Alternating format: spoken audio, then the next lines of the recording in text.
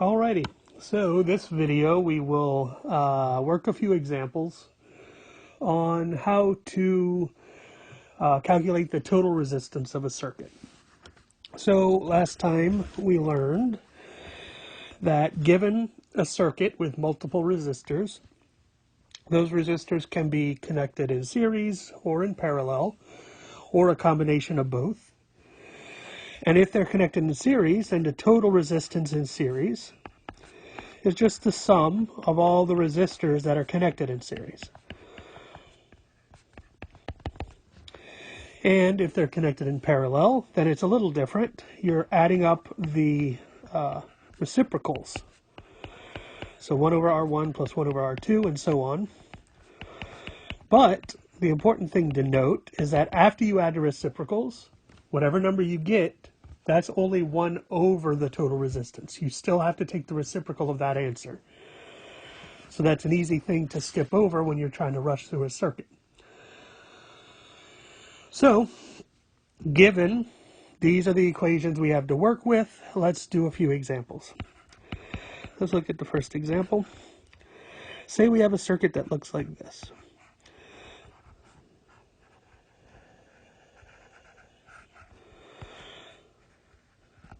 Okay. 10-volt source. Let this be 2, 6, 3, and 6. All right, so the question is, calculate the total resistance of this circuit. Well, when I look at this circuit, I need to figure out, first of all, there's multiple resistors, so they must be connected in some way. Are they connected in series, or are they connected in parallel, or is it a combination? Looking at it, sometimes it's easy to see, and sometimes it's not so clear. I'll go ahead and do the node method of figuring out if it's in series or parallel. And to do that, I'll put a little node on the either end of every resistor. So those are the two nodes for the 2 ohm resistor.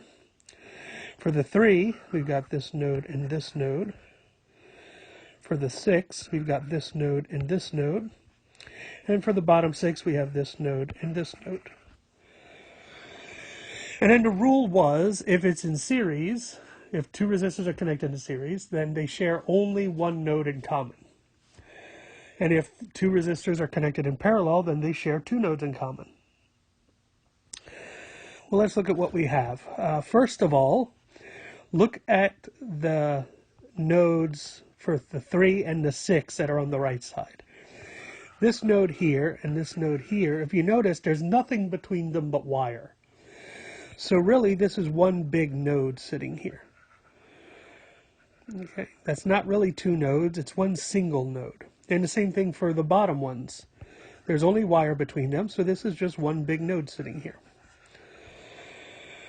So if we look, the 3 and the 6 on the right side share 2 nodes in common, the top node and the bottom node.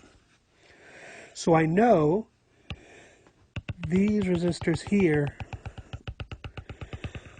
must be parallel.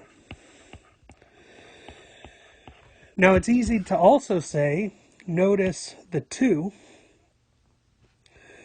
there's this node and there's this node. Well, that 2 only shares one node with the 3. So why can't we say the 2 and the 3 are in series?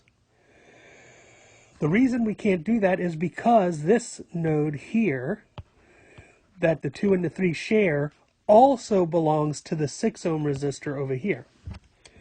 So the 2 and the 3 are not connected by a single node by themselves, but they share a node with something else as well. You're not allowed to connect in series when you have something like this. Another way of seeing it is to notice if the current is flowing through the 2, it gets to this node right here, and then it can split to either go this way or this way. So the 2 is not just connected to the 3, it's also connected to the 6, and it's connected in such a way as there's an option for which way the current wants to flow. So that's not series. Series, if you remember, is when you have a resistor, and then another resistor with no choice but to go from one to the other. So, with all of that said, what I know is that the 2 I can't mess with right now, because the thing it's connected with, or connected to, is some parallel piece of thing. I need to take care of the parallel part first. So that's what I'll do. I'll say 1 over 3 plus 1 over 6 is 1 over R parallel. Well, 1 over 3 plus 1 over 6, 1 over 3 is the same as 2 over 6. So 2 over 6 plus 1 over 6 is 3 over 6, which is 1/2. But that's 1 over R parallel. So that means R parallel must be 2. You flip the 1/2. All right, so now this parallel piece has a resistance of 2. I can now redraw this circuit to look like this. This is still 2, this is still 6. And now this right side resistor is that parallel set combined into one thing whose total resistance is this 2. And now I ask myself, wait a second, what about this 2 and this 6? Are they parallel? Because they look like they're drawn parallel to each other. Well, no, they're not, because this 2 has a left side node over here, and the 6 has a right side node over here, but there's the voltage source between them. So they don't share those nodes. So 2 and 6 are not parallel. It's just that they look like they're parallel to each other in terms of how you see them, but in the terms of connection, they're not. Really what you have is this 2 and this 2 are connected by series because of that one node. So I can connect them. I'll get R series is 2 plus 2, which is 4. Redraw the circuit. Now those two resistors have a resistance of 4. This is still 6 down here. And in the 4 and the 6, again, are they parallel? No, they're not parallel because, looking at the nodes, here's 4, here's 6. This right here is just one node because there's nothing but wire. So the 4 and the 6 only share this one node in common. This node on the left and this node on the left are not the same node. They're different because of the voltage source in between them. So they must be series because they share one node. So R series is 4 plus 6, which is 10. And now I've combined all the resistors down to a single resistor whose total resistance is 10. That's my answer. Okay.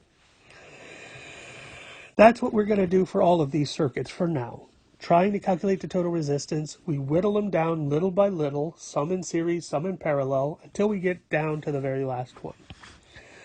Try another. Let's say we have this.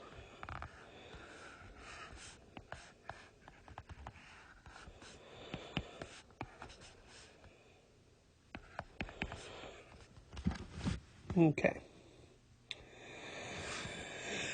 What do I know here? Well, this 5, if you trace the current flowing through him, that current flows through, hits this point right here, and then can switch either this way or this way. So I know there's something over here that's parallel because there's an option for how the current wants to flow. But what is parallel? Well, obviously, this 6 is parallel to something. What is it parallel? It's parallel to this branch of things. So this branch and that branch are parallel to each other. However, the left side branch is not just one resistor. It's some set of resistors. So before I work on the parallel bit of this, I need to combine the 2 and the 4 together. So that's what I'll do. I'll look at the 2 and the 4. Notice these are in series because they share that one node in common. So R series is 2 plus 4, which is 6. Now what do I have? Now I have a circuit that looks like this. This left branch is now one resistor whose resistance is 6. This is still 5 over here. And this right branch is still sitting there. I didn't mess with him. He's still 6 as well. Now I can see this. Oops. Here's my parallel branch. I've got two resistors connected in parallel because they share this node in common and they share this node in common. They share two nodes in common. They're in parallel. 1 over R parallel is 1 over 6 plus 1 over 6, which is 2 over 6, which is 1 over 3. But that's 1 over R parallel, so R parallel is 3. Once I got that, now my circuit looks like this. Here's the 5. Now this set becomes one resistor whose resistance is 3. I just calculated. That's still my 5. Obviously, these are series because they share that one node, so R series is 5 plus 3, which is 8. And that's my total resistance, 8. Because I've whittled all the resistors down to a single resistor. So we can see sometimes we have to work on the parallel stuff first, which is what we did here. The 3 and the 6 were parallel. We worked on them first. Then we had series stuff. Here, before we can work on the parallel, we had a series branch to worry about. We do the series branch first, get an answer, then we work the parallel, and then we can do the series. Obviously, I can't give you one main way of doing this. There isn't. Every circuit is different, and so you have to go into it flexible enough to say, well, I don't know exactly what to do, but I know I'm either going to do series stuff or parallel stuff. So what can I work on? Now I'll try to come up with an example where you have options. So far you didn't have any options. You had to do what I did. You couldn't work on something before the way I did it. But let's say we have something like this. Let's say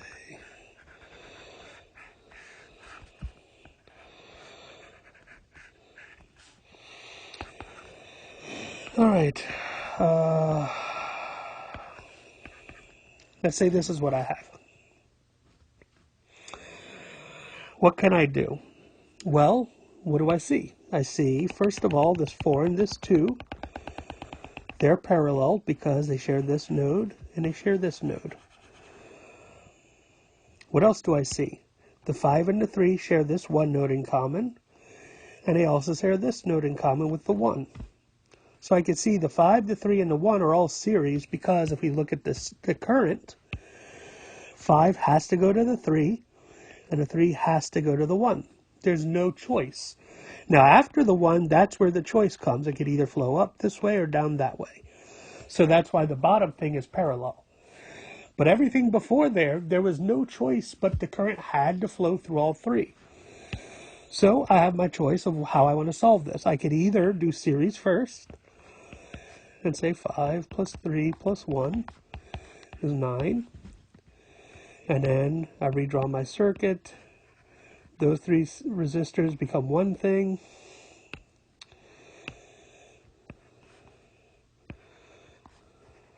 Oops. And then I've got the parallel down here.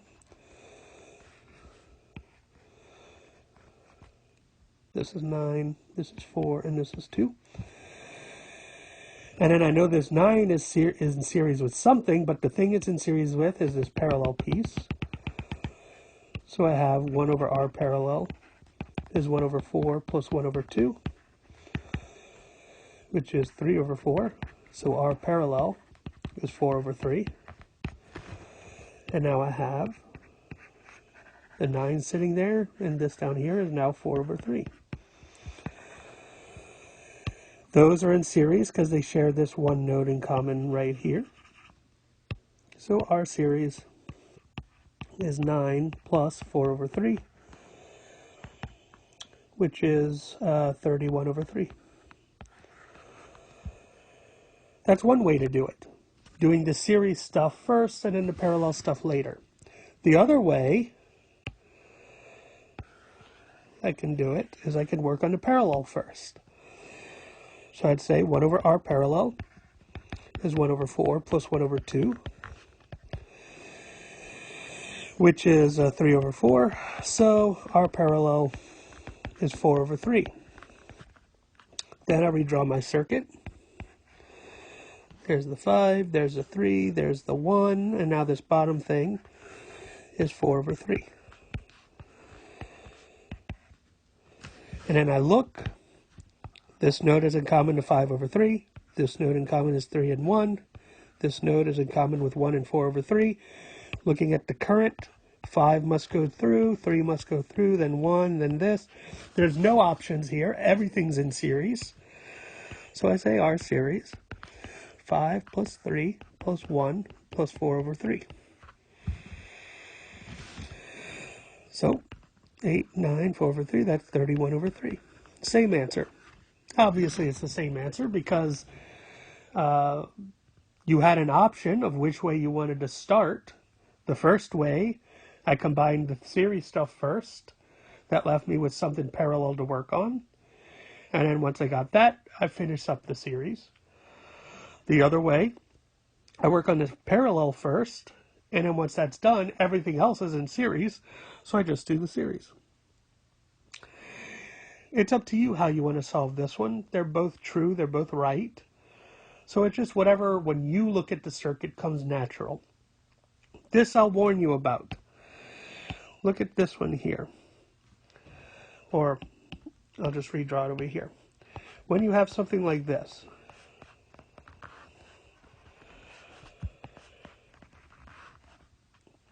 5, 3, 2, and 4, let's say. Don't combine the 5 and the 3 in series.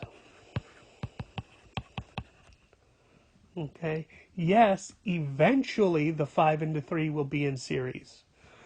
But if you try to do stuff like this, it could get you into trouble in the future. Leave the 3 alone. Leave the 5 alone. Do the parallel first. Once you do the parallel, convert it to a single resistor, and then do the series stuff. In this example, it wouldn't matter, but the question I would ask you is, you do this, you get 8. When you redraw the circuit, where do you put the resistor? Do you put it here? Or do you put it here? You can't tell, because this thing is in the way, in between those two resistors. When there's something in between, you can't combine resistors together. We can combine them when there's nothing in between. But here, when this parallel piece is in between these two resistors, you can't combine them together. Yes, there may be times when it happens to work out, but I'm just warning you, that won't always be the case, so don't do it. In these types of problems, this is in between everything, stopping you from connecting the 5 with the 3 directly, so work on the parallel piece first. Once you have it, then you go from there, adding together what you can add together. So anyway, those are the examples I wanted to go over. As you can see, we're not doing anything too complicated. We're having basic circuits. I'm trying to combine resistors together.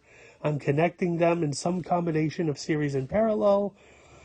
I'm not going to trick you because there are ways of drawing circuits where the resistors are in neither series or parallel. Obviously, I haven't taught you how to work with that stuff yet, so I'm not going to give that circuit to you. I will give you circuits like this, where it's some combination of things. You know, series is connected with parallel, and there may be a series inside the parallel, and things like this. So you just have to take your time, whittle it down one step at a time. If you have to redraw the circuits every time you calculate something, that's perfectly fine. Go ahead and do it. Sometimes you don't have to. A lot of times I'm used to working with these more simplified circuits. I'll just combine them and remember in my head where they go, and I won't redraw the circuits. That's if I'm doing the work. But if you're not comfortable enough to do that, just redraw the circuit for yourself so you can see where it goes. It'll make it much more clear about what's in series and what's in parallel just by looking at your new drawing. So practice this stuff, because the next topic we'll get to is Ohm's law, and we will be discussing, now that we know how to get the total resistance, how does that give us the total current? And from there, how do we know how much current is in each one of these single resistors? Or how much voltage is dropped by each single resistor? But we can't do that until we're good at this. So I hope this has been helpful. Until next time.